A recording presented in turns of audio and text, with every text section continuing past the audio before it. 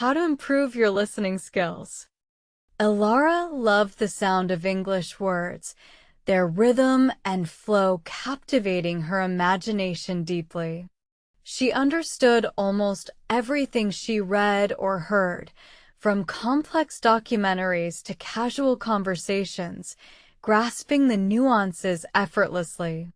Yet, a peculiar silence often enveloped her whenever she tried to articulate her own thoughts, a frustrating barrier that held her back significantly. This invisible wall felt like a constant shadow, dimming her brightest aspirations. Her mind raced with perfect English phrases, complete sentences ready to burst forth, but her tongue remained stubbornly tied. It was as if her internal dictionary was fully stocked, yet the bridge to verbal expression was perpetually out of order. This common predicament baffled her, making her wonder if she was somehow uniquely flawed in her linguistic journey. She yearned for authentic connection.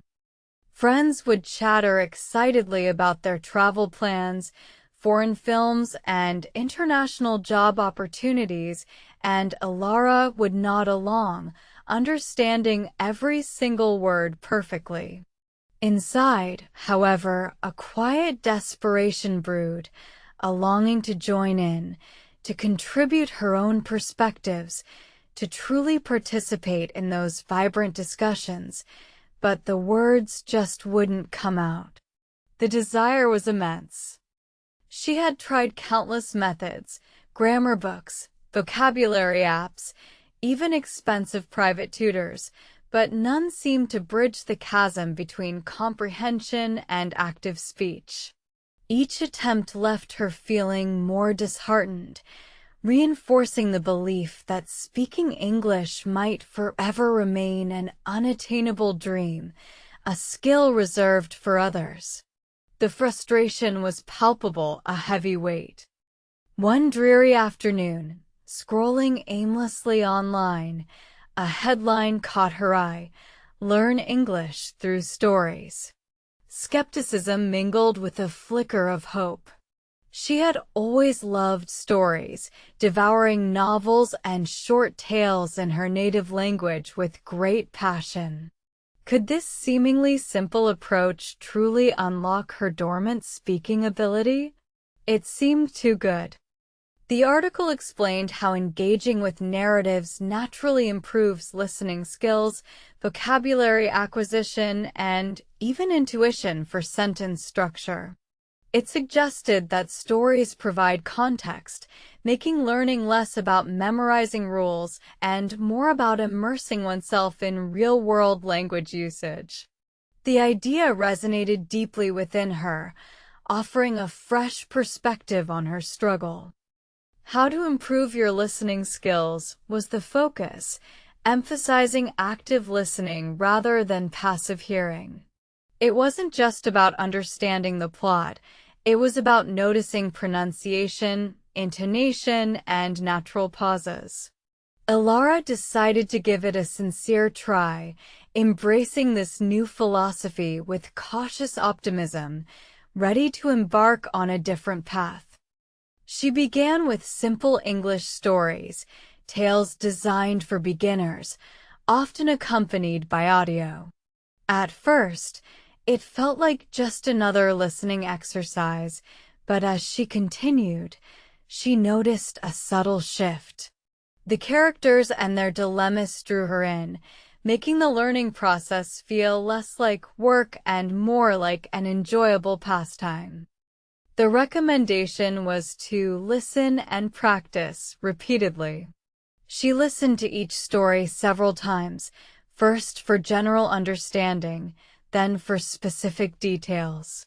After that, she would replay sentences, trying to mimic the intonation and rhythm of the native speakers, a small, often awkward but crucial step forward. Slowly but surely, her auditory perception sharpened. She started distinguishing subtle differences in accents and recognizing common idiomatic expressions that had previously baffled her. Her ears became finely tuned instruments, picking up nuances she had completely missed before, a testament to her persistent dedication and focused effort. Then came the concept of how to think and speak. The article argued that true fluency wasn't about translation in one's head, but about forming thoughts directly in English. This seemed daunting, an impossible leap, but the stories were subtly guiding her towards this very capability, fostering direct association. As she listened to more stories, Elara found herself unconsciously predicting plot twists and internalizing character motivations, all in English. Her internal monologue, once dominated by her native language, began to pepper itself with English phrases, a surprising and exciting development she welcomed wholeheartedly. This was progress. The stories acted as a bridge, connecting her understanding to her innate ability to form thoughts directly in the target language. It was a gradual, organic process, far removed from the rigid grammar rules she had previously struggled with, feeling much more natural and intuitive in its unfolding. She started shadowing, repeating phrases and sentences immediately after hearing them, focusing on the sounds, not just the meaning. This listen and practice technique, often overlooked, proved invaluable. It felt silly at first, talking to herself, but she persisted, driven by a growing belief in its efficacy.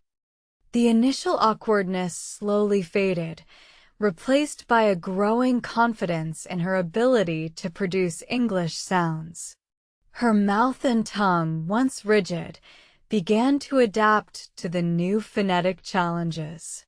This physical aspect of language learning was crucial and often underestimated, now becoming second nature.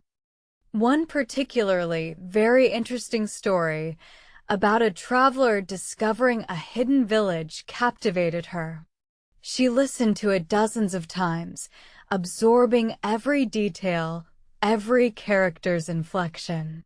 This story became her favorite, a comforting and endlessly repeatable source of language input. It felt like a friend. The narrative's engaging plot kept her motivated, even when she felt discouraged. It proved that learning didn't have to be boring or tedious. It could be an adventure, a captivating journey into new worlds and ideas. This realization was a profound shift in her perspective. Despite her progress, moments of doubt still crept in. Why you should not learn English echoed in her mind during particularly challenging days. Was it truly worth all this effort? Could she ever genuinely overcome her speaking anxiety? These questions lingered persistently. She questioned whether the global prevalence of English actually diminished its unique value, or if her native language was sufficient.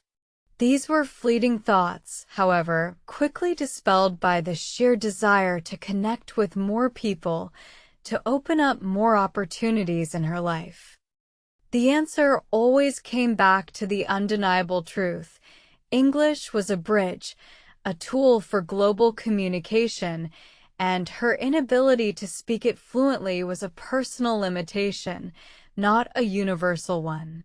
Her aspirations outweighed any fleeting skepticism about the language's utility. How to Learn English had truly transformed from a desperate search to a practical, enjoyable routine. The story method wasn't just a gimmick, it was a deeply effective way of learning English that resonated with her natural inclinations and learning style. She realized that simply understanding was not enough. True mastery involved active production. The stories were building the foundation, but now she needed to take the terrifying next step, start step by step talking. This was the real hurdle she faced. Her first attempts at speaking were excruciating. Short, hesitant sentences, often grammatically incorrect, tumbled out. She felt like a toddler learning to walk, clumsy and prone to falling. The self-consciousness was overwhelming, almost paralyzing her efforts completely. But the stories had instilled in her a sense of narrative progression, a belief that every journey has small, incremental steps. She remembered the characters in her favorite tales, facing their own challenges, and drew strength from their resilience, pushing forward. She started by talking to herself, describing objects around her apartment in English. This is a table. It is brown. It has 4 legs. Simple, mundane observations, but each sentence was a victory, a tiny chip off the wall of her speaking apprehension. Then she moved to describing the plots of the stories she had listened to, summarizing them aloud, even if clumsily.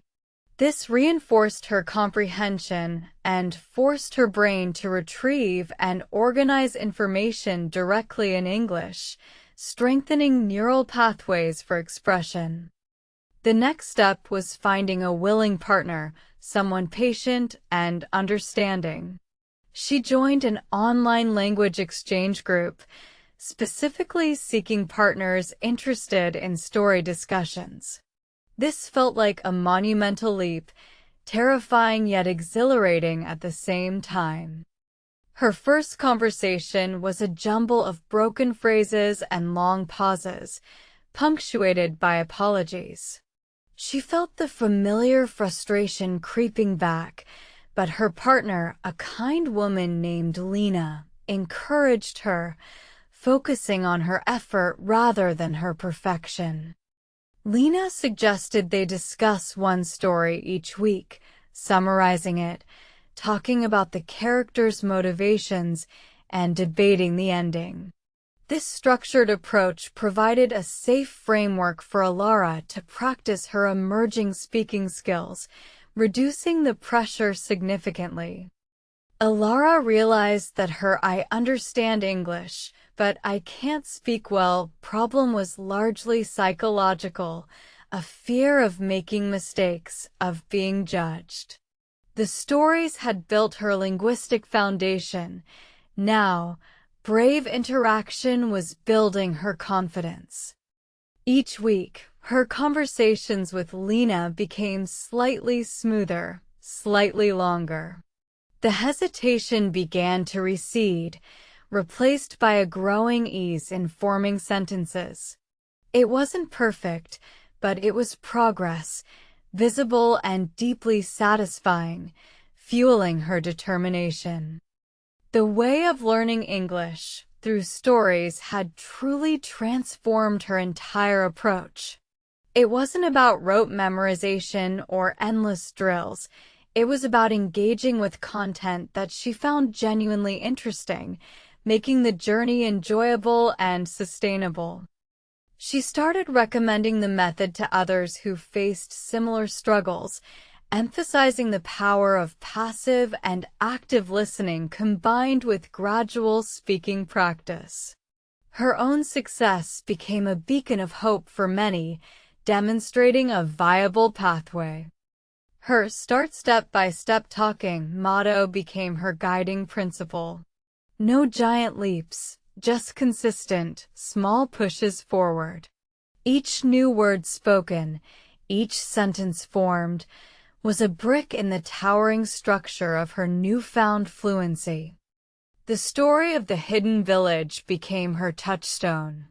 When she felt overwhelmed, she listened to it again, allowing its familiar rhythm to soothe her anxieties and remind her of the simple joy of language immersion.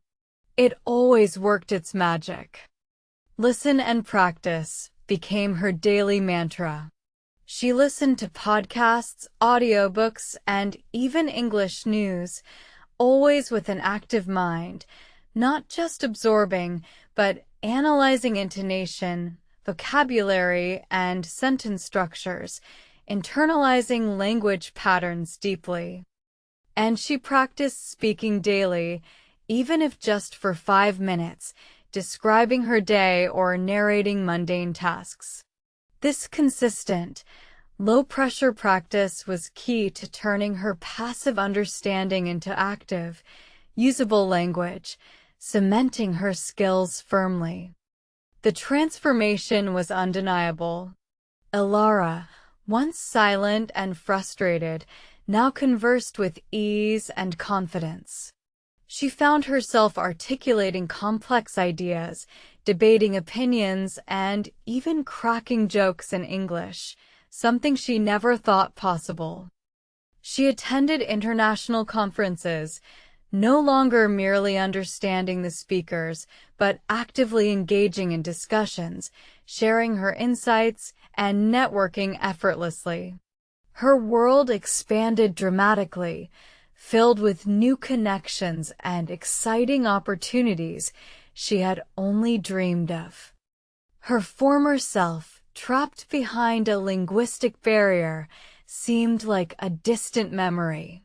The quiet desperation had been replaced by vibrant self-expression, a testament to her perseverance and the power of a well-chosen learning strategy, a true success story.